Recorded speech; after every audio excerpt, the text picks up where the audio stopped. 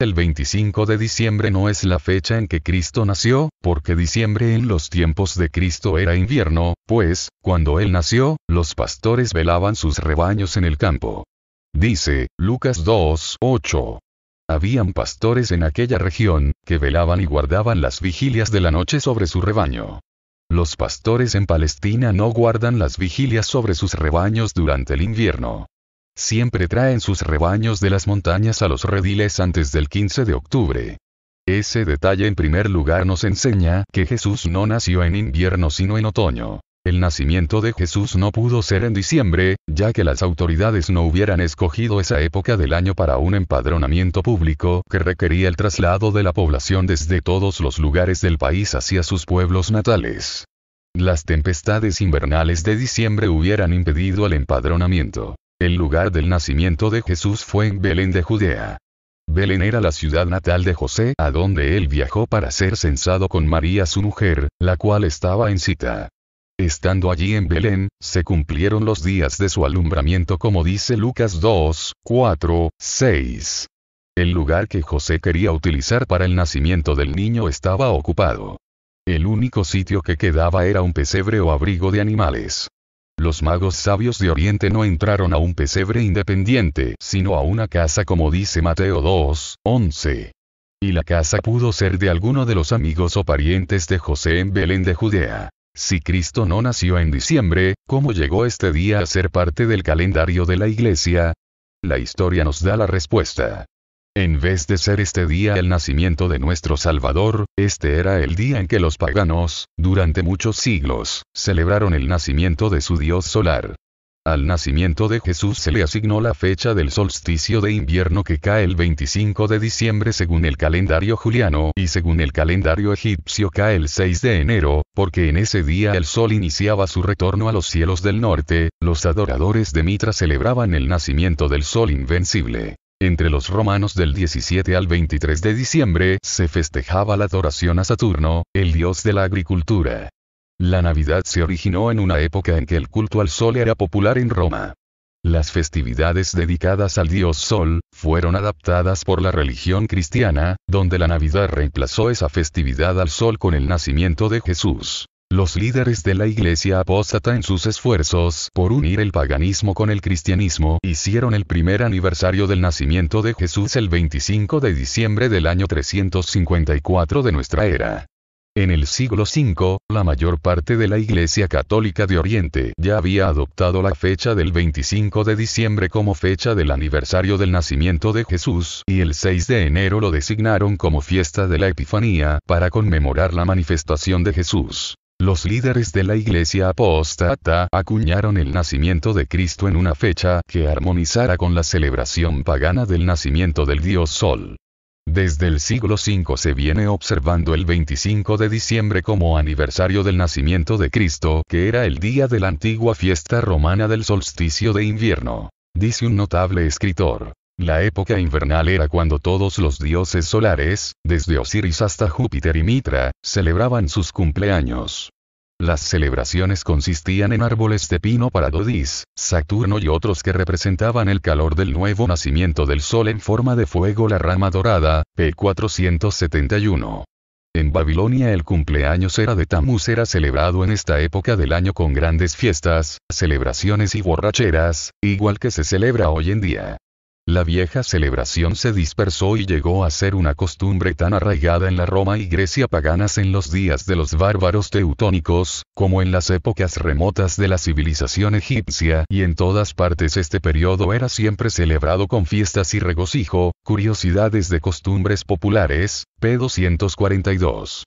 Cuando este festival del invierno llegó a Roma era conocido como la Saturnalia. Saturno no era más que otro nombre de Nimrod o Tamuz, como el dios escondido. Esta fiesta era una época de libertinaje y borrachera cuando todas las restricciones de la ley eran puestas a un lado.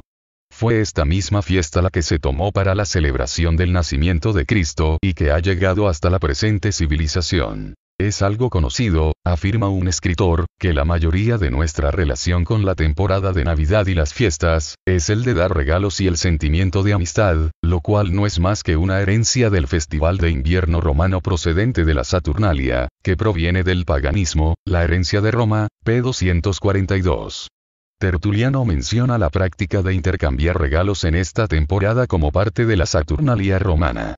Cuando este festival fue adoptado por la Iglesia romana, también se adoptó esta costumbre. De ese modo trataron de hallar alguna similitud entre el paganismo y la religión cristiana. Se dijo que era en recuerdo de los dones que los Reyes Magos presentaron al niño Jesús.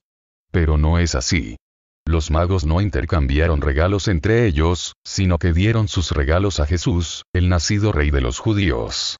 Era una costumbre oriental el presentar regalos al estar ante un rey. Pero estos no eran regalos de nacimiento. Cuando los magos llegaron, fue mucho después del nacimiento de Jesús. Para esta fecha él ya vivía en su casa, Mateo 2, 9, 11, y no en el establo.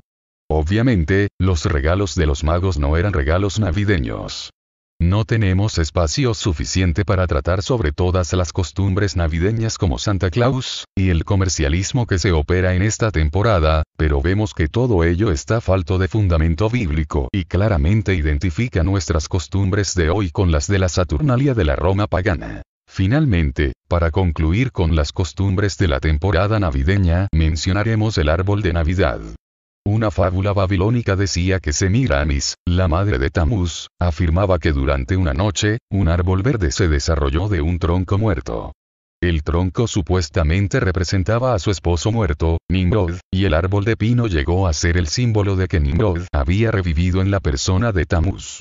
La idea se propagó y se desarrolló tanto que muchas naciones tienen sus propias leyendas de árboles sagrados. Entre los druidas, los egipcios, los romanos, los cuales adornaban sus árboles con cerezas rojas durante la Saturnalia, los escandinavos y muchos más.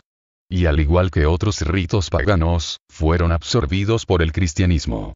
Asimismo lo fue el uso del árbol de Navidad, el cual recapitula la idea del culto con sus esferas brillantes en símbolo del sol, y todas las festividades del invierno pagano han sido incorporadas al día de la Navidad. En no menos de 10 referencias bíblicas, el árbol verde es asociado con idolatría y culto falso. Deut. 12, 2. Primera de Reyes 14, 23. Segunda de Reyes 16, 4. 17, 10. S. 6, 13, etc. Naturalmente las gentes de la época de Ezequiel, como lo indica el contenido de este pasaje, estaban realmente haciendo un ídolo de leño.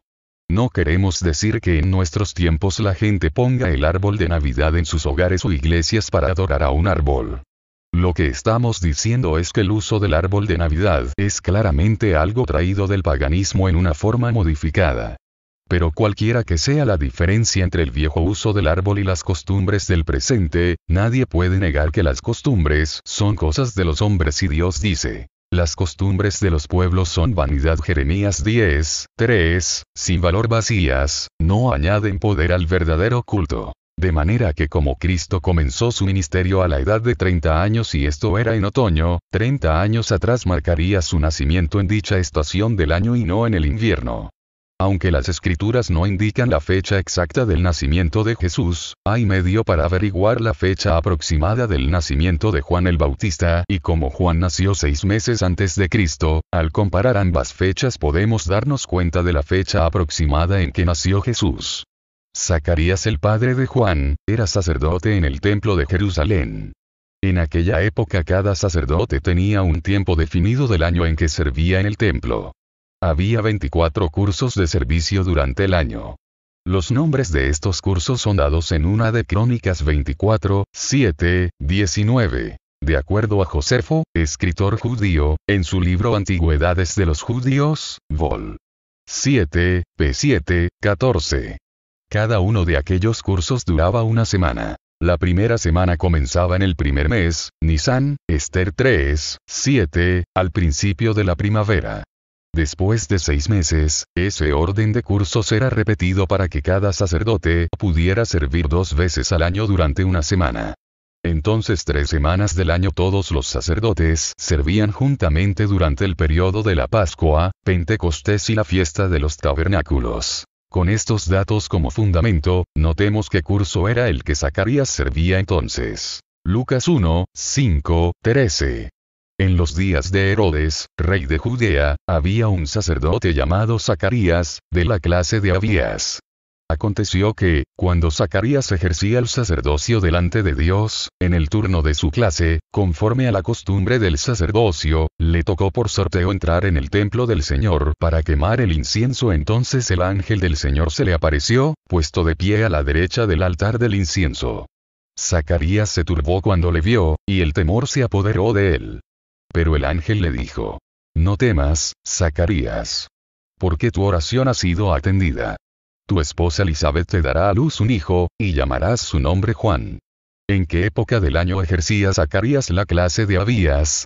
De acuerdo con una Crónicas 14, 10, la clase de Abías era la octava en orden.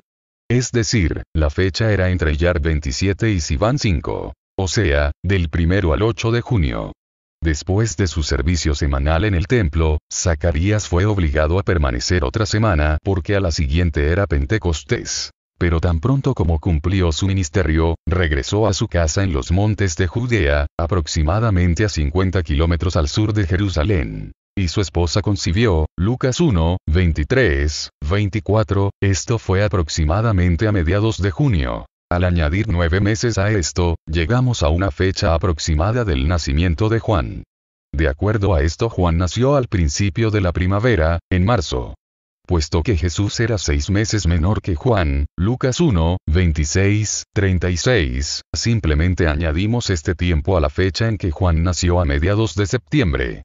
Como podemos ver, nuestro Señor nació en el otoño y no el 25 de diciembre. Otra prueba de esta conclusión la tenemos en el hecho de que cuando Jesús nació, José y María habían ido a Belén a empadronarse, Lucas 2, 1, 50.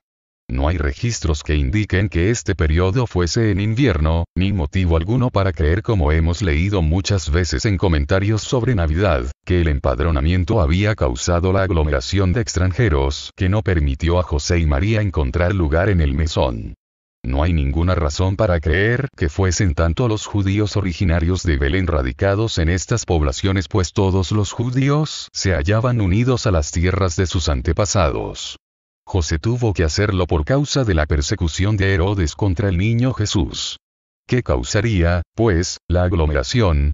Lo más probable es que fuera la fiesta anual de otoño a la que José y María solían concurrir como buenos judíos, y aunque esta vez tenían razón para abstenerse, dado el estado de María, no pudieron hacerlo por coincidir con la nota real del empadronamiento cada cual en la ciudad donde era nacido. Lucas 2, 1.